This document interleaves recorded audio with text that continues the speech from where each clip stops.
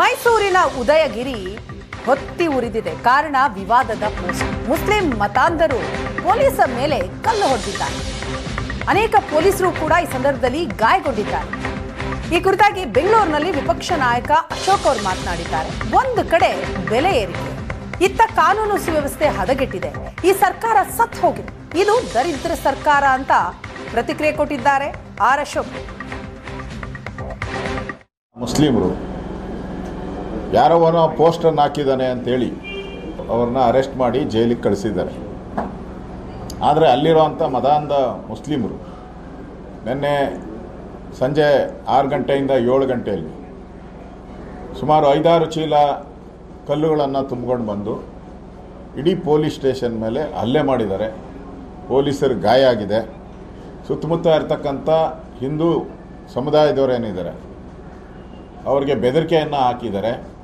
ಇಡೀ ಬಗ್ಗೆ ಭಯನೇ ಇಲ್ಲ ಅಂತ ಹೇಳಿದ್ರೆ ರಾಜ್ಯದಲ್ಲಿ ಪುಂಡಾಟ ಮಾಡಿದವರ ಮೇಲೆ ಕ್ರಮ ಆಗಲೇಬೇಕು. ಸಣ್ಣ ವಿಷಯಗಳ ಕುರಿತು ಮುಸ್ಲಿಮರು ಯಾಕೆ ಕೆರಳ್ತಾರೆ? ಬೆಂಗಳೂರಿನಲ್ಲಿ ಮಾಜಿ ಸಚಿವ ಸಿಟಿ ರವಿ ಅವರ ಪ್ರತಿಕ್ರಿಯೆ ಇದೆ. ಅಂದ್ರೆ ಅವರಿಗೆ ಅಭಿವ್ಯಕ್ತಿ ಸ್ವಾತಂತ್ರ್ಯಕ್ಕೆ ಬೆಲೆನೇ ಇಲ್ವಾ? ಇದು ಗಂಭೀರವಾಗಿ ಆಲೋಚನೆ ಮಾಡಬೇಕಾದ ವಿಚಾರ. ಪೊಲೀಸರು ಪುಂಡರ ವಿರುದ್ಧ ಕ್ರಮ ತೆಗೆದುಕೊಳ್ಳಬೇಕು ಅಂತ ಆಗ್ರಹಿಸಿದ್ದಾರೆ ಸಿಟಿ ರವಿ. ವಿಷಯಕ್ಕೂ ಯಾಕೆ ಕೆರಳ್ತಾರೆ? ದಿನನಿತ್ಯ ಹಾಗೆ ಪ್ರಧಾನಮಂತ್ರಿ ನರೇಂದ್ರ ಮೋದಿಯವರ ಬಗ್ಗೆಯೂ ಕೂಡ ಕಾಮೆಂಟ್ಸ್ ಮಾಡೋದನ್ನು ನೋಡಿದ್ದೀವಿ. ರಾಜ್ಯದ ಹಲವಾರು ಜನ ಬೇರೆ ಬೇರೆ ರಾಜಕೀಯ ಪಕ್ಷದ ನಾಯಕರುಗಳ ಬಗ್ಗೆಯೂ ಕೂಡ ಈ ರೀತಿ ಕಾಮೆಂಟ್ಸ್ ಮಾಡಿರೋದು ನಾವು ನೋಡಿದ್ದೇವೆ.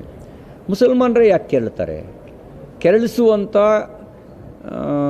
ಯಾವ ಸಂಘಟನೆ ಕೆಲಸ ಮಾಡ್ತಾಯಿದೆ ಅವ್ರ ಹಿಂದ್ಗಡೆ?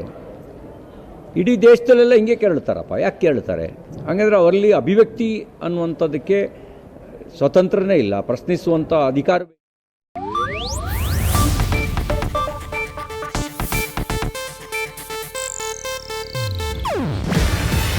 ಇದು ಏಷ್ಯಾನೆಟ್ ನ್ಯೂಸ್ ನೆಟ್ವರ್ಕ್ ಪ್ರಸ್ತುತಿ.